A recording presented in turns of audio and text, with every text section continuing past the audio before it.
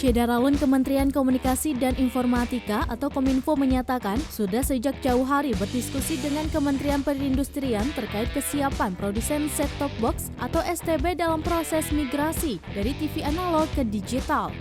Direktur Jenderal Sumber Daya dan Perangkat Pos dan Informatika Kementerian Kominfo Ismail mengatakan produsen memastikan pasokan STB melimpah sehingga tidak khawatir terjadi kelangkaan. Kemudian Ismail menjelaskan rata-rata perangkat TV yang dijual di pasar saat ini sudah siap untuk menangkap siaran digital.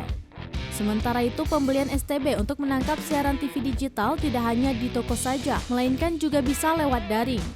Kementerian Komunikasi dan Informatika memastikan bahwa penghentian siaran TV analog atau analog switch off akan berjalan mulai 30 April 2022.